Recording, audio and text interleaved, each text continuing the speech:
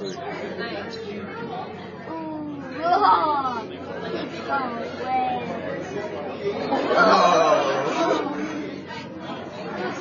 Oh, you can stand down. Oh, look at him. They got flaws. This is like beautiful. Oh, yeah. Oh, he went up here. Good thing I had to take this from you.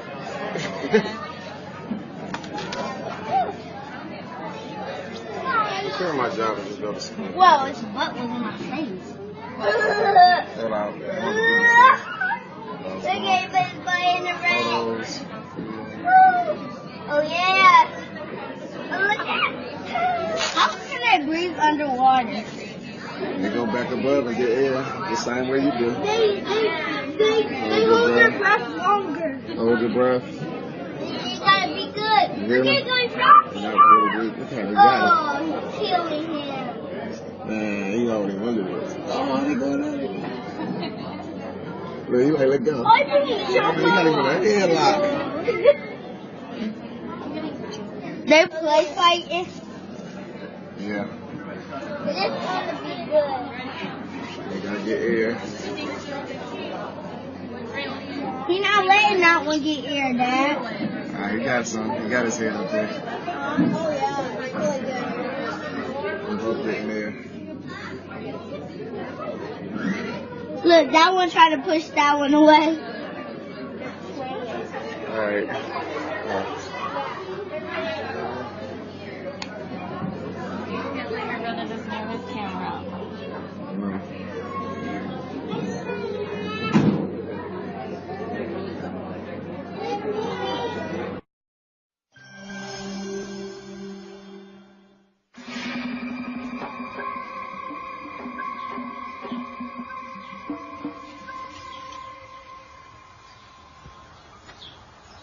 This cobra here is found in the rubble here of my garden, and that's very common. You often find cobras in situations like this.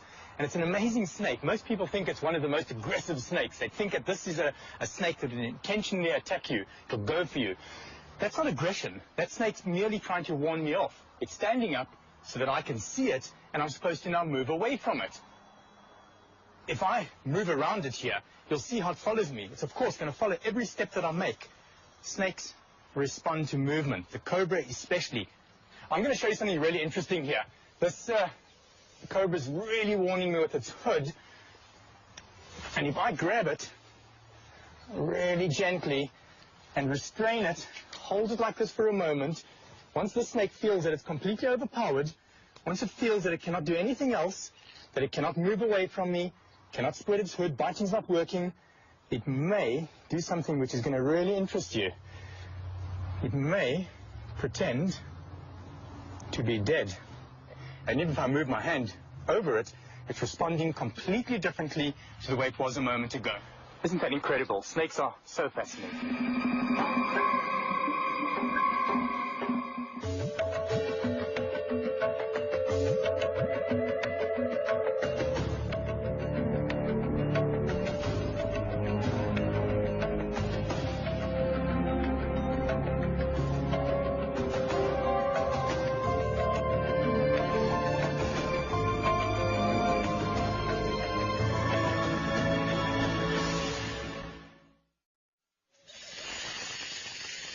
Snakes are reptiles most of us prefer not to meet.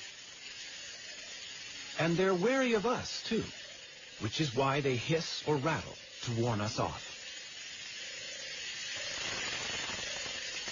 Such warnings are ignored at our peril. But a snake will only bite in defense, and only if it feels gravely threatened.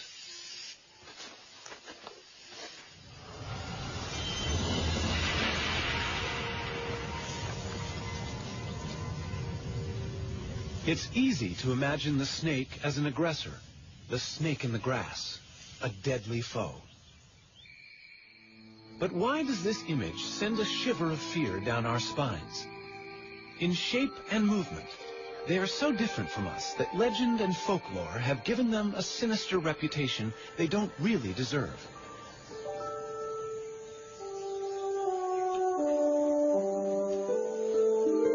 How can we understand an animal that smells with its tongue, or that hears with its whole body, sensing vibrations.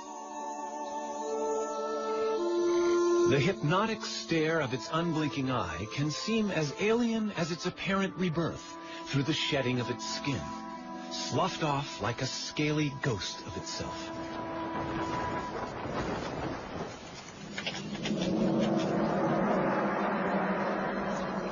Among them are giants that storybooks say are 100 feet long and ready to strangle unwary jungle explorers. And yet, there is this little guy, a thread snake, very friendly and not deadly at all.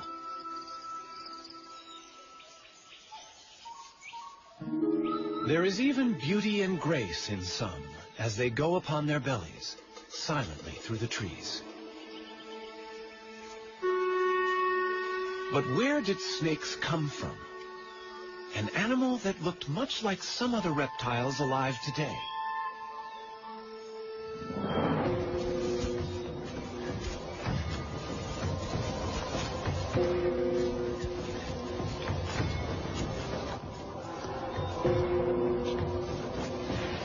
It's hard to believe that snakes have anything in common with creatures like this.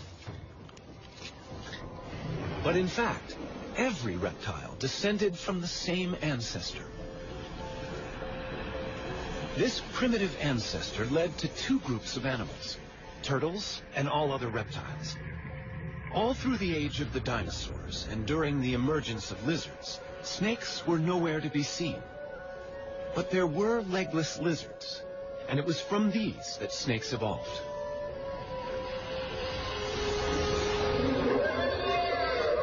For 110 million years, they have been living side by side with other reptiles.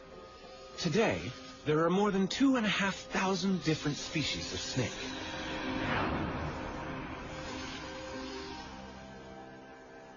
Hidden within their bodies, vestiges remain of the legs they lost. But snakes, with a skull, backbone, and a multitude of ribs, are able to move quickly in several ways. The serpentine crawl of the cobra. Most snakes move like this.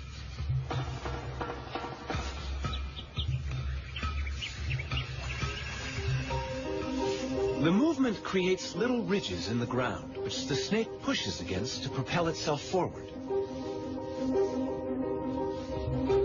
When you're short and fat, like this puff adder, throwing cobra-style loops is impossible. Instead, the muscles act on the ribs. As the ribs move, the snake's scales grab hold of the ground, and with a series of rhythmical contractions, the snake rows along in the sand. The famous sidewinder favors the serpentine wave, and like the cobra, it can push itself against the ridges it nudges up in the sand. By moving sideways, it needs only 2 points of contact on the very hot sand. At any one time, most of its body is held in the air. Legs? Who needs them? There are different problems for a tree-climbing python in a rainforest. To reach across a gap, it can stiffen sections of its body, becoming its own ladder from branch to branch.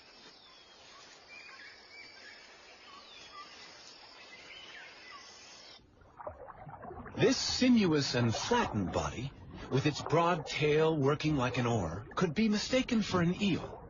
But this is no fish. It's a sea snake. Most snakes can swim, though even the sea snake must interrupt its hunting now and then for a breath of air at the surface.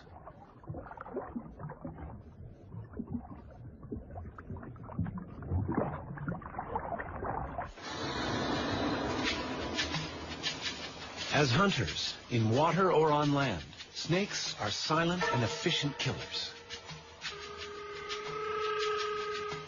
A rattlesnake has more than its bite to work with. Its tongue constantly tastes the air, scenting for prey. Its body senses ground vibrations, even the footsteps of a mouse. Standing still, is no defense. The rattler is also able to sense body heat.